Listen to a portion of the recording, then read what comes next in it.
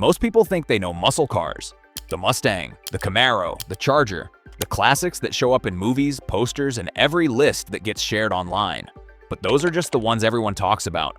The real story of the muscle car era is what happened in the margins. The factory experiments that barely made it out the door. The racing homologation specials built in numbers so small that most dealerships never saw one. The accidental unicorns that nobody planned to make rare but are now worth more than most houses. These are the 10 ultra-rare muscle cars you never knew existed, and some of them make even the most legendary names in the game look ordinary. Number 10. 1966 Ford Fairlane 500 R-Code. Everyone knows the Thunderbolt. Not nearly enough people know what came after it.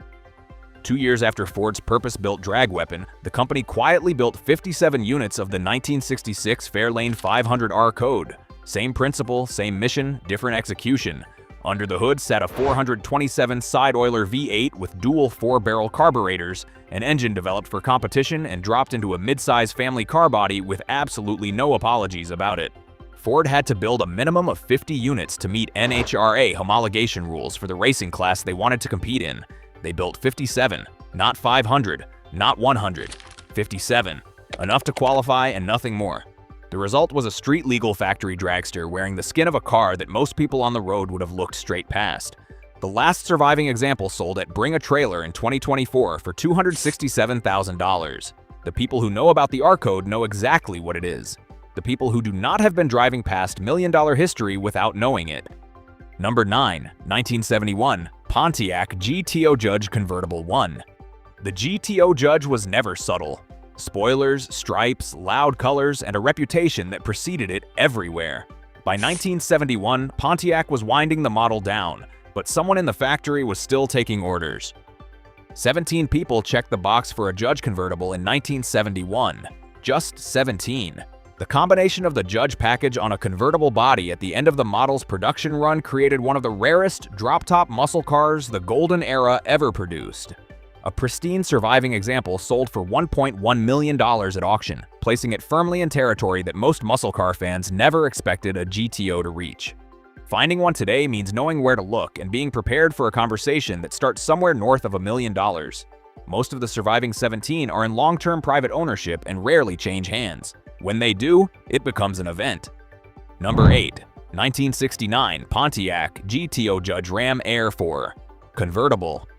In 1969, Pontiac built 108 GTO Judge convertibles total. Of those 108, exactly 5 were ordered with the Ram Air 4 engine, the most advanced and most aggressive power plant Pontiac offered that year. The Ram Air 4 was not a street engine dressed up for competition. It was a competition engine that Pontiac had somehow made street legal.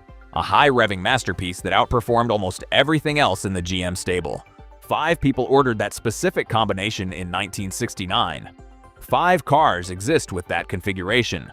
The combination of an open-top body and the most demanding engine in the Pontiac catalog at the peak of the muscle car era created something so rare that serious collectors now value these 5 cars on the same level as the legendary HEMI Cuda. Number 7. 1971 Plymouth HEMI Cuda Convertible. The 1970 version gets most of the attention. The 1971 gets most of the money. 11 factory-built HEMI Cuda convertibles were produced in 1971, making this model year even rarer than its already legendary predecessor. The car came with the 426 HEMI rated at 425 horsepower, the most powerful engine option Plymouth offered, dropped into an open-top body at a time when most convertible buyers were thinking about relaxed summer drives, not sub-14-second quarter miles. One of these 11 recently sold for over $3.5 million. The plum crazy example is the most famous, selling for $3.78 million at Mecum. Almost all surviving examples are now in permanent private collections, rarely seen in public, rarely offered for sale, and increasing in value every year that passes. Number 6. 1970 Plymouth HEMI Cuda Convertible. 14 units. 14 people in 1970 walked into a Plymouth dealership and checked every box simultaneously. The 426 HEMI engine, the convertible body, the E-body platform, and in doing so, they unknowingly created the holy grail of American muscle. The 426 HEMI had a price tag of $833 in 1970. That is approximately $6,500 in today's money on top of an already expensive car. Most buyers balked. Most buyers chose the 440 or the 383 or walked away entirely. 14 did not. The result was a car so brutally powerful and so completely open to the sky that it occupies a category entirely its own in the collector world. A genuine example today commands prices between $3 million and $4 million at elite auctions. The combination of raw, heavy-duty racing engine and a wind-in-your-hair convertible body is precisely what elevates this car to icon status. Number 5. 1969 Chevrolet Camaro ZL1. Chevrolet never advertised this car. It was never on a dealer's lot. You had to know what you were ordering and be willing to pay a price that was within striking distance of a brand new Corvette to get one. The ZL1 was built around an all-aluminum 427 cubic inch V8 derived directly from Can-Am Racing. The aluminum construction reduced front-end weight dramatically while delivering power numbers that the factory refused to publish honestly for fear of what the insurance industry would do with the information. Most people with knowledge of the ZL1 agree the real output was considerably higher than anything Chevrolet officially stated. 69 units were ordered in 1969. Of those original 69, fewer than 50 are known to exist today. A verified matching numbers ZL1 is one of the most scrutinized and documented cars in all of American muscle collecting because the value of a genuine example versus a clone is so significant that authentication is worth more than the car in some cases. Off the line in period testing, the ZL1 would run with virtually anything on the street or strip. It was not common, it was not affordable, and it was absolutely not ordinary. Number 4. 1967 Chevrolet Corvette L88. Chevrolet did not market this car to regular buyers. In fact, the company went out of its way to discourage ordinary customers from ordering it. The L88 package was listed at a price that seemed almost reasonable on paper. What the option sheet did not explain was that the engine underneath required high-octane racing fuel to function properly, that the car came without a heater, without a radio, and without most of the creature comforts that made a Corvette livable. Everything unnecessary had been deleted. The L88 was engineered for the track and made technically street legal as a formality. 1967 was the rarest production year. 20 units, a verified 1967 L88 sold at auction for $3.85 million, making it one of the most valuable Corvettes in history. Most surviving examples are accounted for and closely documented within the collector community. Number 3. 1970 Chevrolet Chevelle SS454 LS6 convertible. This car was never meant to be rare. It was not planned as a limited edition. Nobody at General Motors sat down and decided to build fewer than 20. What happened was that almost nobody ordered this specific combination. The LS6 engine was the highest factory power rating of the entire muscle car era, 450 horsepower from the factory, at a time when most manufacturers were still working their way toward 400. The convertible body was available. The option sheet allowed the combination. But ordering the most extreme engine Chevy offered in an open-top car was the kind of decision that required a very specific type of buyer, one who wanted maximum performance and maximum exposure to the elements simultaneously. Fewer than 20 people made that decision in 1970. The result is a car so difficult to authenticate and so rarely offered for sale that the collector community treats surviving examples as rolling investigations. A clean example sold at Barrett-Jackson in 2022 for $572,000. The uncertainty around how many genuinely survive makes each confirmed example more significant than the last. Number 2. 1967 Shelby GT500 Super Snake. In 1967, Carroll Shelby took a GT500, removed its already potent 428 cubic inch engine, and replaced it with the 427 racing V8 from Ford's Le Mans winning GT40 Mark II. The same engine that had won at Sebring and Daytona in 1966.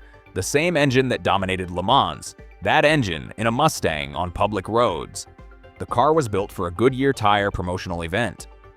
Shelby drove it to 170 miles per hour. A dealer named Don McCain then averaged 142 miles per hour over 500 miles on a high-speed oval while the Goodyear Thunderbolt tires retained 97% of their original tread. The plan was to build 50 for sale at $7,500 each. The cost of production made that impossible. The prototype was sold for $5,000 to McCain, who used it for drag racing, and the one-off became a legend. At Mecum-Kissimmee in January 2019, the 1967 Shelby GT500 Super Snake sold for $2.2 million, setting the record for the most expensive Mustang ever sold at auction. Number 1. 1969 Pontiac GTO Judge Ram Air 4. Convertible with matching. Everything on this list has been rare. This is something different. 5 Rom-Air 4 Judge convertibles were built in 1969. Of those 5, only one is known to have survived with its original matching numbers drivetrain intact. The rest have been driven hard, modified, lost to time, or exist with question marks attached to their documentation that serious collectors cannot resolve. One car, one verified configuration, the rarest GTO that exists on Earth. The muscle car era lasted roughly 7 years at its peak. In those 7 years, American manufacturers produced some of the most significant performance machines ever built. But at the extreme edges of that era, where the rarest engine met the rarest body style met the lowest production year, the numbers collapse to a point where single surviving examples become the entire story of a model. The 1969 Pontiac GTO Judge Ram Air 4 convertible with matching numbers is valued on the same level as the HEMI Cuda convertible. Not because of marketing, not because of a movie, not because of a famous name attached to it. Because there is one, and there will always only be one, and every person who knows what that means understands exactly what it is worth. 57 R codes, 17 Judge convertibles, 14 HEMI Cudas, 20 L88 Corvettes, 69 ZL1 Camaros, 1 Super Snake.